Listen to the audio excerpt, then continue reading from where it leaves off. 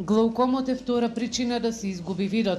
Нема никакви симптоми, а перманентно го оштетува очниот нерв. Оваа болест знае да биде толку подмолна кога пациентите ќе дојдат кај очен лекар, можат да имаат и сериозни нарушувања на очниот нерв и со тоа да се појави слепило.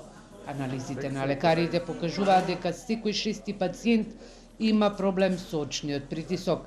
Потврда е и бесплатната акција во Штип. Од 70 пациенти кои беа прегледани за 1 час, кај речиси 40% од нив им беше измерен зголемен очен притисок.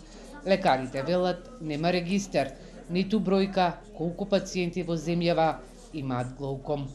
Значи, кај луѓето кај кој е диагностициран глауком, да, има честа пракса, се закажуваат контроли во зависност од состојбата на болеста и тие пациенти се редовни, бидејќи примат хронична терапија и не може да ја добијат терапијата ако не се јават на контролен преглед и практично они се редовни. Меѓутоа, нашата цел на оваа акција не е да ги опфатиме луѓето кои имат глауком, тие секако се веќе диагностицирани, едуцирани, знаат за состојбата и си доаѓаат редовно. Целата на овие акции е да допреме до граѓаните кои не знаат дека имат покачен очен притисок, бидејќи он само единствено ако го измериме на апарат можеме да установиме дека има зголемен очен притисок, бидејќи мине, реков, безболно.